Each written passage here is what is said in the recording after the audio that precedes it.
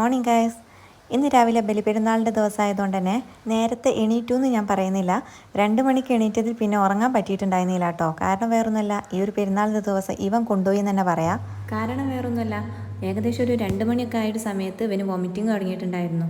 ഭയങ്കര വോമിറ്റിംഗ് ആയിരുന്നു കേട്ടോ. പിന്നെ ഇത് മാറുന്നില്ല എന്ന് കണ്ടപ്പോൾ ഏകദേശം ഒരു 4 മണിയായൊരു സമയത്ത് ഞങ്ങൾ പിന്നെ ഇവനെ ഹോസ്പിറ്റലിൽ കൊണ്ടുപോയിട്ടുണ്ടായിരുന്നു. അങ്ങനെ ഹോസ്പിറ്റലിൽ നിന്ന് വോമിറ്റിംഗ് മാറാനുള്ള മരുന്ന് കൊടുത്ത് അങ്ങനെ രാവിലെ വീട്ടിൽ വന്നതിന് ശേഷമാണ് ഇവന് കിടന്നുറങ്ങിയത് കേട്ടോ. അങ്ങനെ ഞാൻ 2 മണിക്ക് എണീറ്റതായിരുന്നു. പിന്നീട് എനിക്ക് ഉറങ്ങാനുള്ള സമയമൊന്നും കിട്ടിയിട്ടുണ്ടായിരുന്നു. അതുകൊണ്ട് തന്നെ ഞാൻ വേഗം ഇവന് കഞ്ഞി വെച്ചിട്ടുണ്ടായിരുന്നു കേട്ടോ. ചായക്കുള്ള കടിയൊന്നും ഇവന് ഇനി കൊടുക്കണ്ടെന്ന് വിചാരിച്ചിട്ട് കഞ്ഞി കൊടുക്കാമെന്ന് വിചാരിച്ചു.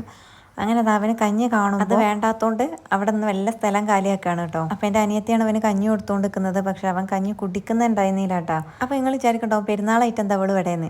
അപ്പോൾ ഹോസ്പിറ്റലിൽ കൊണ്ടുപോകാൻ ഇപ്പം വന്നപ്പോൾ ഉപ്പാൻ്റെ കൂടെ വന്നതായിരുന്നു. പിന്നെ എനിക്കൊരു സഹായം ആവട്ടെ എന്ന് വിചാരിച്ചിട്ട് അവൾ ഇവിടെ തന്നെ നിന്നതാണ് കേട്ടോ. അങ്ങനെ കഞ്ഞി കൊടുക്കൽ ടാസ്ക് അതിഗംഭീരമായിട്ട് നടന്നുകൊണ്ടിരിക്കുകയാണ്. അപ്പോൾ ലഞ്ചിന് വേണ്ടിയിട്ട് ഞാൻ ബിരിയാണി ഉണ്ടാക്കാമെന്ന് വിചാരിച്ചു. അപ്പോൾ നിങ്ങൾ വിചാരിക്കണ്ടോ എന്താ ഈ ബിരിയാണി എന്നല്ലേ? വേറൊന്നുമല്ലടോ, മന്തിയുടെ മസാല ഉണ്ടാക്കിയിട്ട് അതിൻ്റെ മുകളിൽ നമ്മുടെ ബിരിയാണിയുടെ റൈസാണ് ഞാൻ വേവിച്ചിട്ടുണ്ടായിരുന്നത്. അതുകൊണ്ട് തന്നെ ഞാൻ അതിന് അങ്ങനെ ഒരു പേര് കൊടുത്തു എന്നുള്ളൂ കേട്ടോ. അല്ലാണ്ട് പുതിയൊരു സ്പെഷ്യൽ കണ്ടുപിടുത്ത റെസിപ്പിയൊന്നും അല്ല. മസാലക്കുള്ള ചിക്കൻ കുക്കാൻ വേണ്ടിയിട്ട് വെച്ചിട്ടുണ്ട്. പിന്നെ ചോറ് ഉണ്ടാക്കാനുള്ള തയ്യാറെടുപ്പിലാണ്. അപ്പോൾ ഞാൻ നേരത്തെ പറഞ്ഞ പോലെ നെയ്ച്ചോറ് ഉണ്ടാക്കുന്ന പോലെ ഉണ്ടാക്കണം. നെയ്യൊന്നും ആഡ് ചെയ്യുന്നില്ല, വെളിച്ചെണ്ണയിലാണ് ഉണ്ടാക്കിയിട്ടുള്ളത്. അതായത് ഓൾറെഡി ചിക്കനിൽ ഞാൻ വെളിച്ചെണ്ണ മിക്സ് ആക്കി വെച്ചിട്ടുണ്ടായിരുന്നു. ആ ഒരു വെളിച്ചെണ്ണ മാത്രമാണ് ഈ ഒരു ചോറുണ്ടാക്കാൻ ഞാൻ യൂസ് ചെയ്യുന്നത് കേട്ടോ. അപ്പോൾ വേണമെന്നുണ്ടെങ്കിൽ നിങ്ങൾക്കൊന്ന് പരീക്ഷിച്ച് നോക്കാം. പിന്നെ ഈ ഒരു സമയമായപ്പോഴേക്കും മക്കൾ പള്ളിയിൽ നിന്ന് പെരുന്നാൾ നിസ്കാരമൊക്കെ കഴിഞ്ഞ് വീട്ടിൽ തിരിച്ചെത്തിയിട്ടുണ്ടായിരുന്നു.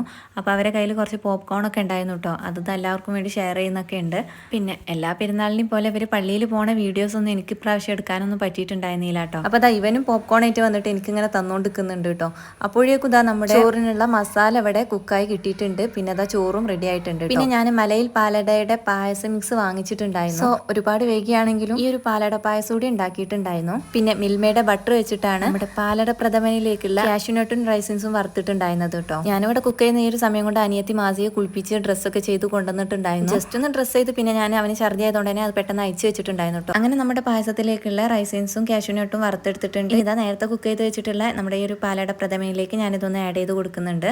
അപ്പോൾ ഇതാ ഇത്രയേ ഉള്ളൂ, മലയിൽ പാലട മിക്സ് വെച്ചുള്ള പാലട പായസം ഇവിടെ റെഡി ആയിട്ടുണ്ട് കേട്ടോ. ഈ ഒരു സമയം കൊണ്ട് തന്നെ നമ്മുടെ ചോറും റെഡി ആയിട്ടുണ്ട്. ആ നേരത്തെ പറഞ്ഞിട്ടുണ്ടായിരുന്നു നെയ്ച്ചോറ് പോലെ വെച്ചിട്ട് നമ്മുടെ ഈ മസാലയുടെ മുകളിൽ ഇട്ട് കൊടുക്കാന്ന്. അപ്പോൾ ഇതാ റൈസ് ഇതിൻ്റെ മുകളിൽ ഇട്ട് കൊടുത്തിട്ടുണ്ട്. ആ ഒരു സ്മോക്കി ഫ്ലേവർ വരാൻ വേണ്ടിയിട്ട് ഞാൻ ചാർക്കോളൊന്നും യൂസ് ചെയ്തിട്ടില്ല കേട്ടോ. അതുപോലെ തന്നെ സെർവ് ചെയ്യാണ്. ഫുഡൊക്കെ അങ്ങനെ റെഡിയായി ഏകദേശം ഒരു 15 മിനിറ്റൊക്കെ ഇതുപോലെ അങ്ങനെ വെച്ചിട്ടുണ്ടായിരുന്നുള്ളൂ. പിന്നെ ഏതായാലും മക്കളൊക്കെ പള്ളിയിൽ നിന്ന് വന്ന സ്ഥിതിക്ക് ഞങ്ങൾ ഫുഡ് കഴിക്കാമെന്ന് വിചാരിച്ചു. അങ്ങനെ ഫുഡൊക്കെ ഞാനിതാ ജസ്റ്റ് ഒന്ന് മിക്സ് ചെയ്തെടുക്കുന്നുണ്ട്. ഇത് കാണുമ്പോൾ തന്നെ നിങ്ങൾക്കറിയാം ഞാൻ റൈസ് കുറവാണ് കേട്ടോ എടുത്തിട്ടുണ്ടായിരുന്നത്.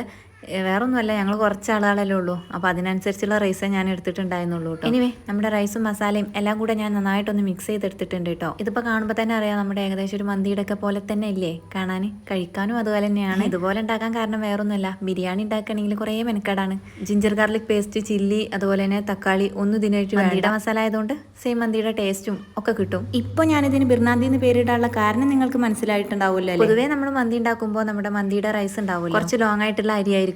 പക്ഷെ ഞാനിവിടെ ബിരിയാണിയുടെ സെയിം അരിയാണ് എടുത്തിട്ടുള്ളത്. ബിരിയാണിയുടെ അരിയും മന്തിയുടെ മസാലയും അങ്ങനെ രണ്ടും കൂടി മിക്സ് ആക്കിയിട്ട് ഞാൻ വെറുതെ ഫണ്ണിനിട്ട പേരാണ് ബിർനാന്തി എന്ന് കേട്ടോ. അപ്പോൾ ഇതാ ഫുഡൊക്കെ വിളമ്പി ഇനി ഇത് കഴിച്ചിട്ട് എന്നത്തെയും പോലെ വീട്ടിലേക്ക് പോകണമെന്ന് വിചാരിക്കുന്നുണ്ട്. എല്ലാ പെരുന്നാളിലും വീട്ടിലേക്ക് പോകുന്നതിന് മുമ്പ് വല്യമാനെ കാണാൻ വേണ്ടിയിട്ട് ഉമ്മാൻ്റെ വീട്ടിലൊന്ന് പോവാറുണ്ട് കേട്ടോ. അങ്ങനെ ഞങ്ങൾ ഉമ്മാൻ്റെ വീട്ടിലെത്തിയിട്ടുണ്ട്. അവിടെ ചെന്ന് ചായയൊക്കെ കുടിച്ചു. പിന്നെ അമ്മായി ഉണ്ടാക്കിയിട്ടുള്ള സ്പെഷ്യൽ മാംഗോ പിക്കിൾ ഉണ്ടായിരുന്നു. കഴിഞ്ഞ ചെറിയ പെരുന്നാളിൻ്റെ വ്ളോഗ് കണ്ടവർക്കും അറിയാം. കഴിഞ്ഞ പ്രാവശ്യം ചെറിയ പെരുന്നാളിന് ഉമ്മാൻ്റെ വീട്ടിലേക്ക് പോയപ്പോഴും അമ്മായിയുടെ സ്പെഷ്യൽ അച്ചാറുകളൊക്കെ ഉണ്ടായിരുന്നു. അപ്പോൾ ഇവിടെ അതാ ഓരോരുത്തർ വീഡിയോ എടുത്ത് കൊടുക്കുമ്പോൾ ചെറിയ കയ്യിൽ എന്നൊക്കെ പറഞ്ഞ് ഓരോന്ന് കാണിച്ചു തരുന്നുണ്ട് കേട്ടോ, തവിയൊക്കെ. പിന്നെ അതാ നല്ല ടേസ്റ്റ് ഉണ്ടായിരുന്നു കേട്ടോ. ഈ ഒരു അച്ചാറിന് മാംഗോ അച്ചാറായിരുന്നു. കഴിഞ്ഞ തവണ വന്നപ്പോൾ ബീട്രൂട്ട് അച്ചാറും അതുപോലെ തന്നെ മാംഗോ അച്ചാറൊക്കെ ഉണ്ടായിരുന്നു കേട്ടോ. അങ്ങനെ അതാ അവിടെ ഇരുന്ന് അച്ചാറൊക്കെ തിന്നിങ്ങനെ ഇരിക്കുമ്പോഴാണ് കിച്ചണിലെ ടേബിളിൻ്റെ ചോട്ടിൽ ഒരു കൊട്ട കണ്ടത്. ആ കൊട്ടക്കകത്ത് ഇതാ ഒരു കോഴി അടയിരിക്കുന്നുണ്ട് കേട്ടോ. വല്യമാൻ്റെ കോഴിയാണ്. മിഠായി കൊട്ടയിലൊക്കെയാണ് അടയിരിക്കുന്നത് കേട്ടോ. അപ്പോൾ കണ്ടപ്പോൾ ജസ്റ്റ് ഒരു വീഡിയോ എടുത്തു. മാസിമോൻ ഇങ്ങനെ കാണിച്ചു കൊടുക്കുന്നുണ്ട്. അവന് കോഴീനെ പേടിയാണ് കേട്ടോ, അടുത്തേക്കൊന്ന് പോകുന്നുണ്ടായി. ഈ ഒരു വീഡിയോ എടുത്തുകൊണ്ടിരിക്കുമ്പോഴാണ് അമ്മായി ഈ ഒരു കാഴ്ച കാണിച്ചു തന്നത് കേട്ടോ. ആ ഒരു കോഴിയുടെ മുട്ടയാണ് അത്ര ഇത്. കാടമുട്ടയുടെ വലുപ്പേ ഉള്ളൂ. ഇതിൻ്റെ സ്പെഷ്യാലിറ്റി എന്ന് പറഞ്ഞാൽ കാടമുട്ടയുടെ വലുപ്പമുള്ളൂ. ഇതിനകത്ത് സാധാരണ മുട്ടയിൽ ഉണ്ടാകുന്ന പോലെ മഞ്ഞക്കരു ഇതിനകത്ത് ഇല്ലല്ലോ. എന്ന് പറഞ്ഞു. അപ്പോൾ അതങ്ങനെ കണ്ടപ്പോൾ ജസ്റ്റ് ഒരു വീഡിയോ. അപ്പോൾ എന്തുകൊണ്ടാണ് ഇത് ഇങ്ങനെ വരാൻ കാരണം എന്ന് ഞങ്ങൾക്ക് അറിയില്ല കേട്ടോ. അപ്പോൾ നിങ്ങൾക്ക് ആർക്കെങ്കിലും ഇത് നേരത്തെ കണ്ടുവരുന്നുണ്ടെങ്കിൽ ജസ്റ്റ് ഒന്ന് കമൻറ്റ് ചെയ്യാം. എനിവേ ഞങ്ങൾ ഉമ്മാൻ്റെ വീട്ടിൽ നിന്ന് തിരിച്ച് വീട്ടിലേക്ക് തന്നെ പോവാണ്. കൂരിയാട് റോഡ് ക്ലോസ് ചെയ്തതുകൊണ്ട് തന്നെ കുളപ്പുറം ഭാഗത്തൊക്കെ നല്ല റഷ് ആയിരുന്നു കേട്ടോ. വണ്ടികളൊക്കെ നല്ല ബ്ലോക്ക് ഉണ്ടായിരുന്നു. പിന്നെ അതൊന്നും ഞാൻ കൂടുതൽ വീഡിയോ ഒന്നും എടുത്തിട്ടുണ്ടായിരുന്നില്ല. എന്തായാലും രാത്രിയായി ഞങ്ങൾ ഇവിടുന്ന് വീട്ടിൽ നിന്ന് വന്ന് ഭക്ഷണം കഴിക്കാൻ നിൽക്കുകയാണ്. അനിയത്തിയുടെ ഹസ്ബൻഡൊക്കെ വന്നിട്ടുണ്ടായിരുന്നു കേട്ടോ. രാത്രി ചിക്കൻ ഫ്രൈയും ബീഫും ഉപ്പാൻ്റെ സ്പെഷ്യൽ മാഞ്ഞാലി ബിരിയാണി ആയിരുന്നു ഉണ്ടായിരുന്നത് കേട്ടോ. അങ്ങനെ കുട്ടികളൊക്കെ അതാ എക്സൈറ്റ്മെൻറ്റിൽ നിൽക്കുകയാണ്. ഫുഡ് കഴിച്ചിട്ട് വേണം നമുക്ക് പടക്കം പൊട്ടിക്കാനെന്ന് പറഞ്ഞിട്ട് അത് വെയിറ്റ് ചെയ്ത് നിൽക്കുകയാണ്. എന്തായാലും ഇതാ 4-5 പടക്കം ഉണ്ടായിരുന്നു, അതും അങ്ങ് പൊട്ടിച്ചു.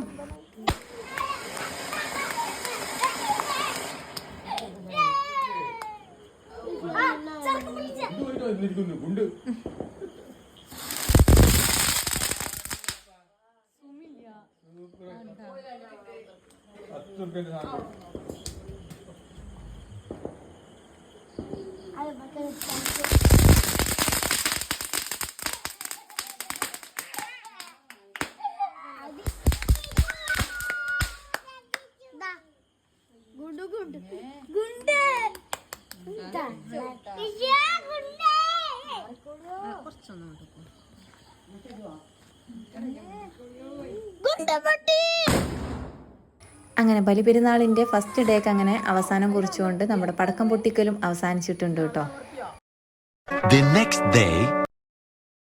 പിറ്റേ ദിവസം അതാ നേരം വെളുത്ത് 8 മണി ആയപ്പോഴേക്കും ഞങ്ങളൊരു ഓട്ടോ പിടിച്ച് ഹോസ്പിറ്റലിൽ പോവാണ് കേട്ടോ. ഞാൻ നേരത്തെ പറഞ്ഞിട്ടുണ്ടായിരുന്നു മോനെ ഞാൻ ഛർദിയായിട്ട് ഹോസ്പിറ്റലിൽ കാണിച്ച കഥകളൊക്കെ ഞാൻ പറഞ്ഞിട്ടുണ്ടായിരുന്നല്ലോ അല്ലേ. പെരുന്നാളിൻ്റെ ഡേ തന്നെ ഈവനിങ് ആയപ്പോഴേക്കും മൂപ്പർക്ക് പനി തുടങ്ങിയിട്ടുണ്ടായിരുന്നു. പിന്നെ അതാ പിറ്റേന്ന് നേരം വെളുത്തേക്കിനെ ഡോക്ടറെ കാണിക്കാൻ വേണ്ടിയിട്ട് പോവാണ് കേട്ടോ. ഡീറ്റെയിൽ ആയിട്ട് വീഡിയോ ഒന്നും എടുത്തിട്ടുണ്ടായിരുന്നില്ല കേട്ടോ. എന്തായാലും ഇത്തവണത്തെ പെരുന്നാൾ പനി കൊണ്ടുപോയി എന്ന് തന്നെ പറയാം. അപ്പോൾ എത്രയേ ഉള്ളൂ. ഒരു വീഡിയോ ഇഷ്ടമായി ലൈക്കും ഷെയറും സബ്സ്ക്രൈബും ഒന്നും മറക്കണ്ട. മറ്റൊരു വീഡിയോയുമായി നമുക്ക് വീണ്ടും കാണാം. അതുവരെ take care, bye, thank U.